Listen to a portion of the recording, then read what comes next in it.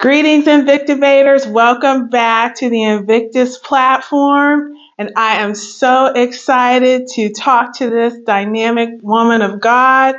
We've been trying to get her here, and finally, our time is right. And you are about to be blessed because guess what? We have exactly what you need for the pursuit of peace. And I'm honored to have Dr. Echols here with me on today, a longtime friend and woman of God, and we fellowshiped together for many years and been on boards together. So thank you so much, Doctor. It's my pleasure. Yes. So tell everyone about yourself. Well, first of all, let me say I'm so pleased to have this opportunity. I really enjoy sharing with people a lot of the things that I've done over the years that pertain to helping people. I've been a psychologist for, I want to say, maybe 27 years. And I've worked in a number of sectors. I worked in higher education. I was a VA psychologist for over 21 years, and I've been in private practices most of all that time. Mm-hmm. Currently, I am in private practice again after I sort of semi-retired.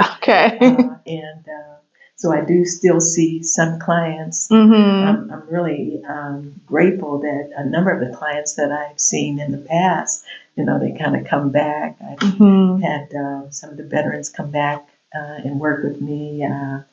I get a lot of church referrals, a lot of word of mouth. I'm trying to limit it a little bit, but that's what I'm doing. But also, I'm doing a lot of writing now. Awesome. And we're going to unpack this book, The Pursuit of Peace. I'll be honest, I haven't read through it. I have perused it, but I'm hoping on my upcoming break, I'm going to sit down and read it word cover to cover because it has a lot of great information in it. And so you heard Dr. Echols say education, private practice. She wanted to retire, but she just has a heart to help others. And so you continued your private practice. And what are your thoughts, like just in general? We're coming out of COVID. Oh my goodness. We're trying to adapt and deal with grief, the loss of loved ones, but also the turmoil of the world. What are some thoughts that you have? And I kind of addressed that a little bit in the book as I was writing it, which it was written, I would say, off and on over a period of a couple of years. They were just notes and reflections that came to me in my own prayer and meditation time. And then all of a sudden, I looked and I had all these notes. And I was like, what am I supposed to do? You write it. The pursuit of peace. That's what you're supposed to do. But the timing of it was so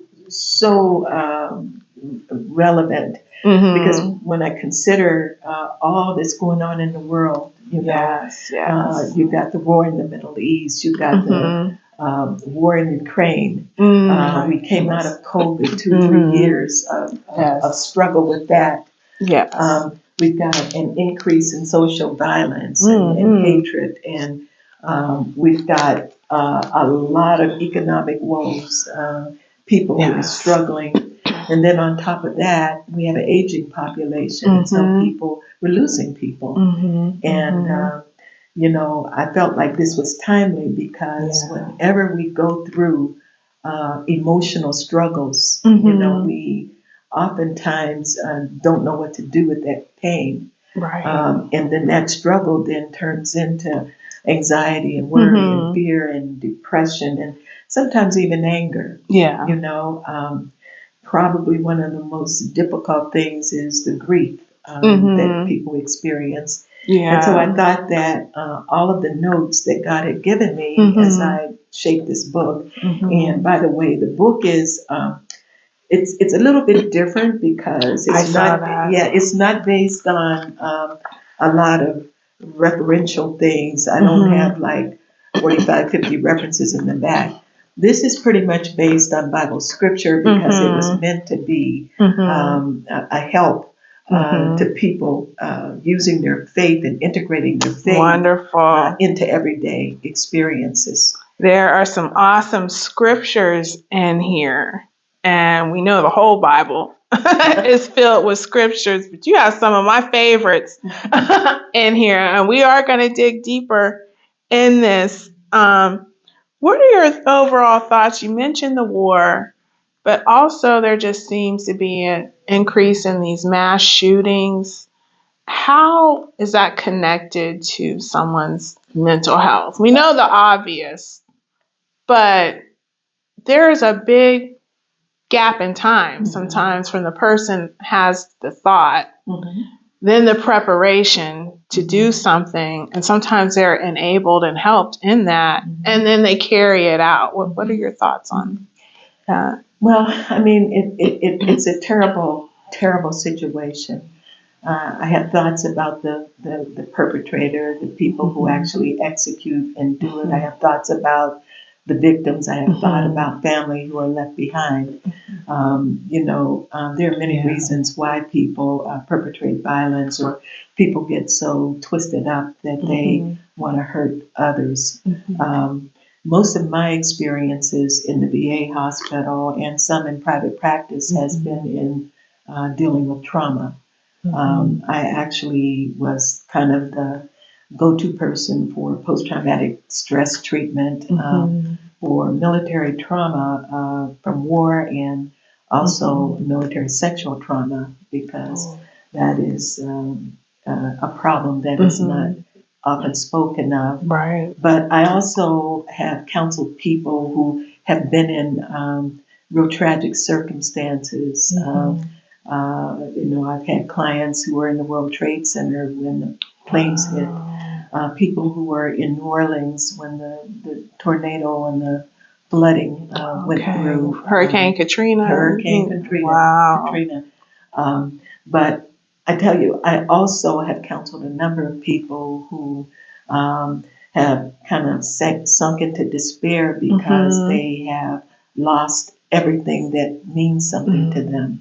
Having worked in a hospital setting, I find that when people can't function the way that they expect that they should, sometimes they lose hope, they lose their sense of confidence and identity even, and it hurts. Yeah. It hurts. So, I think that the trauma, I think that the chaos in the world, I think that the mass shootings and how people are hurting people is really a further indicator that we need some guidance. We need some help to find our way. One of the greatest lessons I think that people need to get when it comes to anxiety, worry, and fear is that the worst thing you can do is isolate, seclude yourself, suppress it, pretend that it's not there. But we do that because it feels weak when we are too nervous, too worked up, too emotionally upset.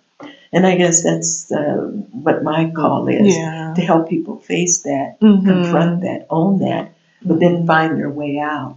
One of the things that I say often to my clients is that you cannot defeat an enemy that you don't know. All right.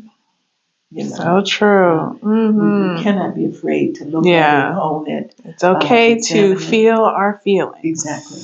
Exactly.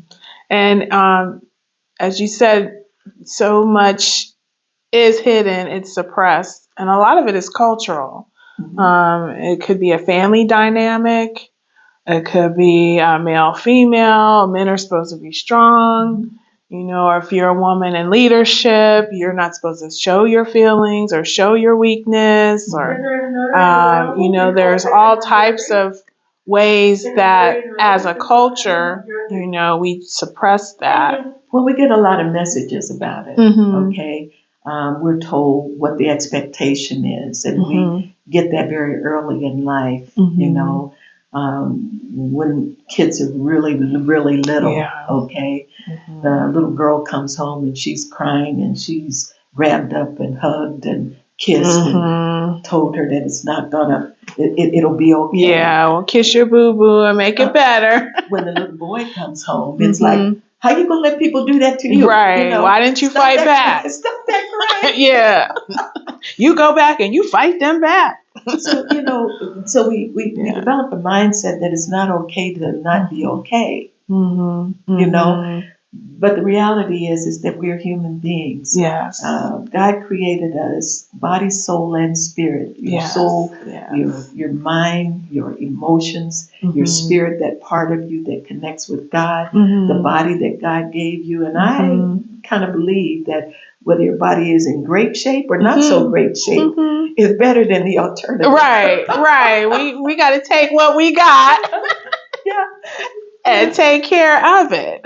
Be a good steward over it. Oh my goodness. And there's a lot of, and I'm sure you've seen a lot of the self-harm and all that that goes with the trauma. Well, see, the thing about that, and there's a whole psychology around that, but what I have learned over the years, and this is through practice, clinical practice, through study, and just through my own understanding as I have done this work. There's basically three things that torment and torture people when they're dealing with emotional upsets like anxiety, worry, fear, depression. And those three things cut at the core of who you are. First thing is people develop this attitude or this mindset that they're not adequate, that they're not good enough, that they don't measure up. Okay. And then that's reinforced. That's reinforced by people who talk bad to you, talk down to you. It's reinforced losing a job. It's reinforced being turned down for a job. It's reinforced when you lose a relationship, rejection. So this mindset of I'm not good enough. The second thing is that a lot of people may not say it out loud, but they feel unloved or they feel unlovable. Okay. Somehow, for whatever reasons, part of it could be the way they have been brought up. It could be things that have happened. Get the idea that somehow if people really knew who they were, they wouldn't care, they wouldn't love them, and it would be bad for them. So they walk around pretending. But that feeling that nobody loves you is extremely painful. And then there's another feeling, which I think is probably just as damaging as the other two, maybe more so, is a feeling of being unworthy. Wow. See, we have expectations of ourselves. That is to say that we think that we ought to be and do certain things. But sometimes we make poor choices. Sometimes we make decisions that end up bringing misery into our life or even our lives of others. And then when we look at that and we're suffering, sometimes we turn on ourselves and say, I made this bed, now I have to lie in it. Okay. But what I'm saying is that those areas of distress can sometimes be so overwhelming to take over a person's mindset about whether or not life is even worth it. It's very sad sometimes, how people walk around and many times don't even know if they want to live anymore. Wow. And I've worked with people such as that. And I've even worked with people who have had suicide attempts. But my experience has been that people don't really want to die. They just don't want to hurt anymore. So there's a reason why, there are reasons why people get worked up emotionally or feel like they can't make it or don't want to make it anymore. And very few people then in their circle can really understand what's going on or feel helpless in trying to help them through. I do believe that we have a lot of people caught up in the life of addiction who has very deep hurt, deep hurt. self-medicating through the addiction. We have a lot of people walking the street who have been in war, who don't know how to live in this civilian world because they've seen so much death and destruction. But I am so grateful. I'm so grateful, and I'm humbled to do this work because there's something about it. You know, it's almost like it. I was created for it. Oh, I know. You are God's called woman. I love it. To do this work. You have a heart for it. Well, I have hope. Yeah. I see people differently than they see themselves. And if somebody comes and says, you know, I don't want to live anymore, they come and they tell me of all the horrors and things that have gone on with them, and they are so down on themselves. I get so excited because I know that's not the real them. Yeah. If we could get people to a place, and this is part of the work that I do, help people discover who they really are. Yes. Your identity has a lot to do with the way you think, how you feel, and how you behave. And if you don't believe you are anything, or that you have no identity, or don't know who you are, you're going to follow anything that comes along that you think gives you hope. Jump on any bandwagon Yeah. I had a guy one time tell me I've been married 5 times. If I knew what I know now, in a way he was saying, where were you 5 years ago? Wait a minute. 20 years ago. He said, if I knew the truth, you know, I would have had one wife. Sometimes, and it's being a single lady, sometimes we figure that out before the guy's like, okay. There's a lot going on with this one. Yeah, but you know, the anxiety within relationships, you know, sometimes, especially when I have young women who come to see me, I have some things that usually get repeated over and over and over again. Because although the life circumstance is different, personalities are different, and all of that, okay, there are some commonalities in terms of struggle. And here are the areas that I find most challenging to young women, but it could be for everyone. One is knowing who you are, that identity issue, okay? The second thing is self-care. Okay? Self-care in the sense of being able to take care of your body, being able to do the things that make you healthy and whole, taking care of your mind, that is your emotions and your thoughts, and being able to shift that into something constructive when you're hurt or abandoned or lost. And I think a lot of women, especially our younger ladies, get that emotional lift or high from a man. Yeah. And so they'll jump from relationship to relation, or whatever their preference is in a relationship. And they'll jump from one person to another and wonder why they're not happy. Well, the thing is that 2 half people don't really make a whole. I mean, come on now. You didn't never lie about that. You have to be healthy and whole yourself in order to have a healthy, whole relationship. I taught a relationship seminar series in my office.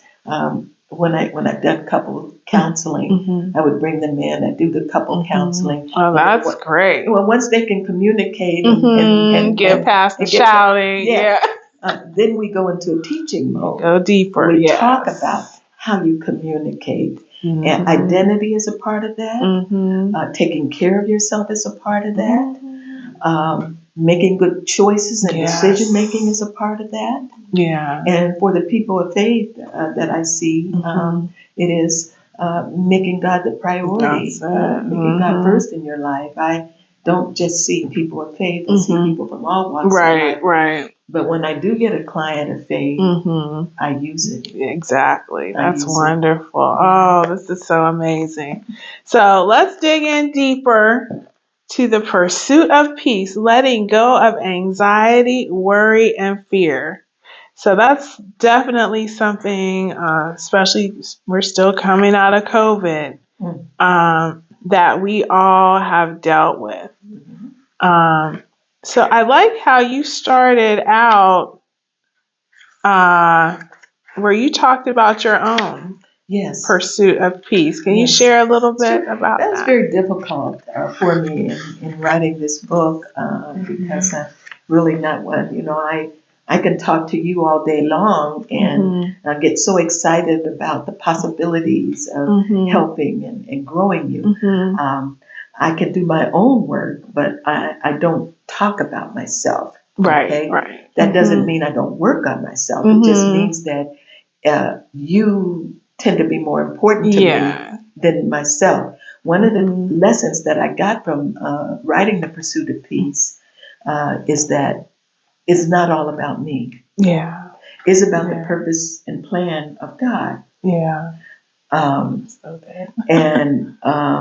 So when I got that message, I started to realize that if you have a story to tell, and you don't tell that story that could be helpful to somebody else, then you're making it about you. Yeah. You're making it about your shame, your inabilities, your inadequacies. You have to turn that around and say that if I've gone through something and God has brought me through, if I tell that story, somebody else who may not have hope will have hope. That testimony. And my story isn't as different. It's different, much different than anybody else's. I mean, to grow up in a family, to go on to college, to get married, have children, to go into the work world. I had a great career in all of the positions that I have had. And all of them have taught me some things. Okay. And I do find that at this stage in my life and in my career, all of it has come together. It's come together in a way that makes sense, that I can feed it back and I can help people see that this is not just about words on a book. It's also what I have lived. It's also what I know and what my clients have taught me. Yes. So it's not always one-way street. It shouldn't be when you are a helper. When you are a helper, it's about your client, but it's also about what can you learn from that client that will help somebody else. And I take that to heart. Yes. I do. I take that to heart. That's awesome. So there's 4 parts. First one, part 1, beginning your search for peace. And then that's where you're talking about your personal journey. And that I like how you don't waste time and you just jump right in the second chapter and say the wrong pursuit of peace. Listen, this is really amazing because whenever I read this book, whenever I go back through it, it's like I'm reading it for the first time. It's almost like somebody else wrote it, But the wrong pursuit of peace is an idea, is a concept that we really need to take a hold of. Because when we're pursuing peace in the wrong way, we don't know we're going at it in the wrong way.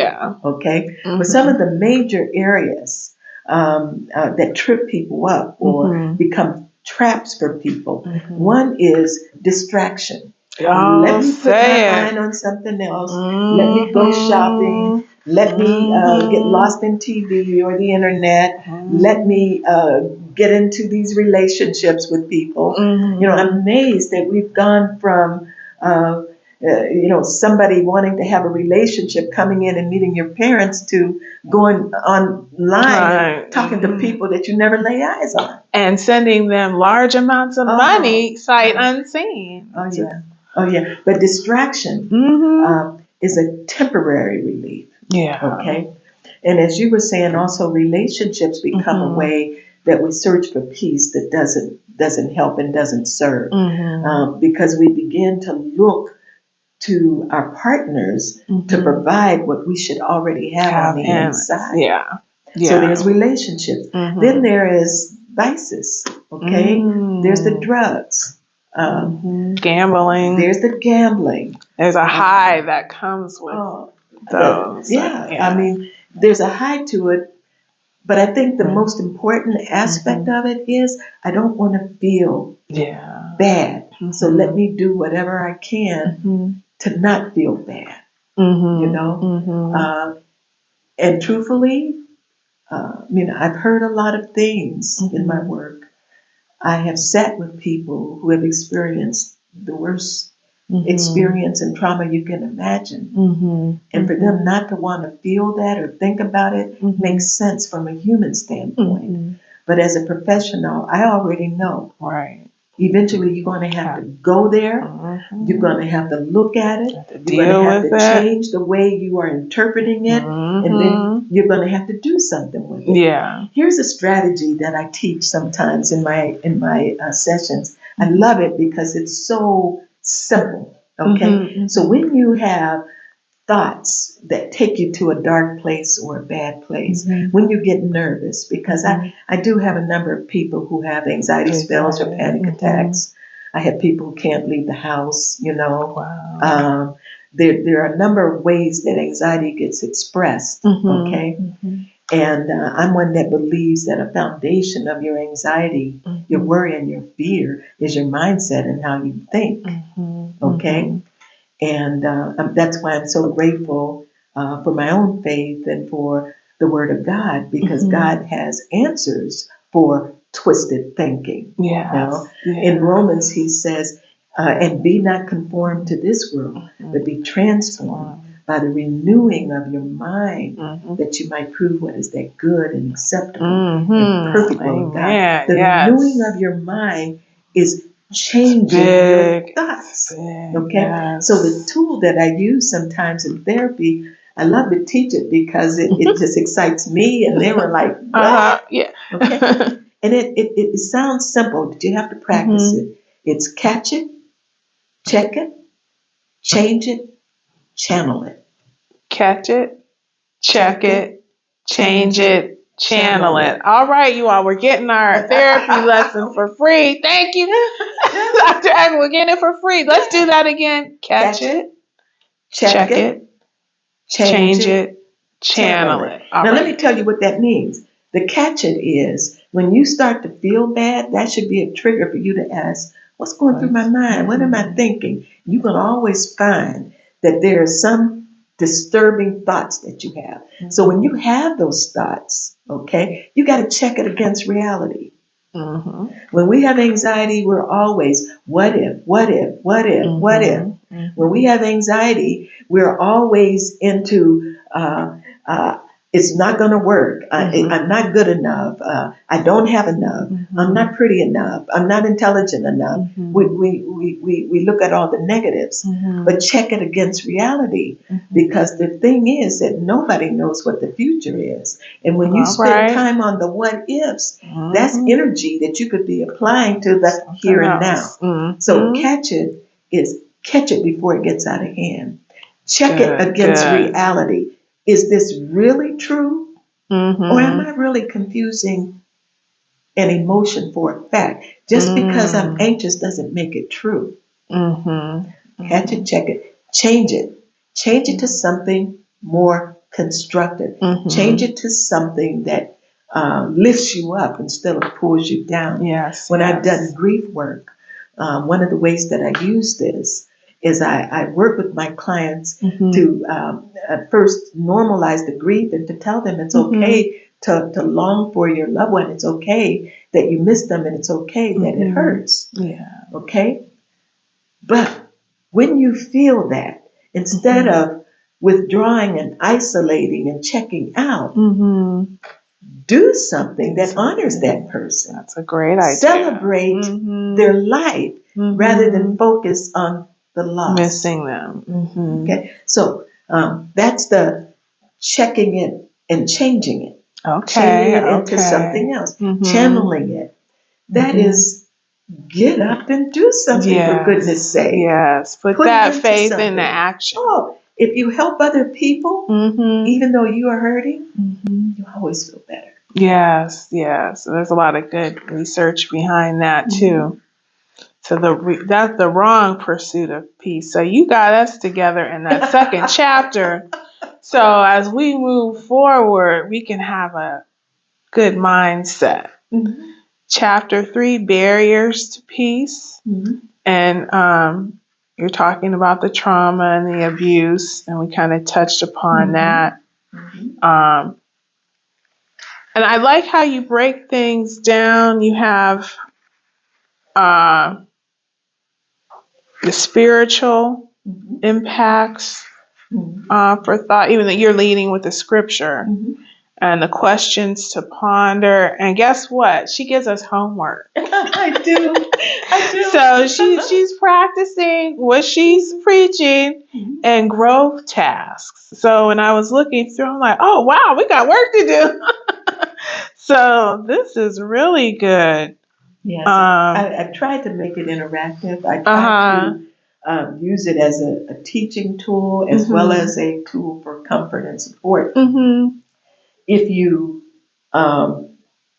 get the knowledge but don't apply the knowledge, then you lose it. Okay? And so at the end of each chapter, I have questions to ponder. That's to get you to look inside and really see how the chapter applies to you. And then I have the growth task, because then you behaviorally, physically do some things. And a lot of it is looking up information. A lot of it is analyzing yourself, doing things that are going to increase the learning. And then the third part of it is a prayer.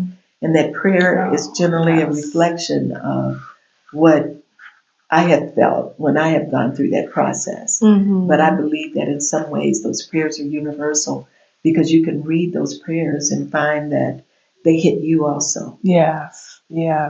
Well, this is awesome. And there's so much. We're going to pause, but we're going to do a part 2 with Dr. Mary Echols. So you definitely want to stay tuned and look for our second video with her, because she just is so blessed, so overflowing. She has so much to offer us. We're going to get our mental health together and get right in the new year. So thank you for watching, and look for part 2 from the Invictus Platform for Innovation with Dr. Mary Echols. Thank you, Dr. Mary. My pleasure.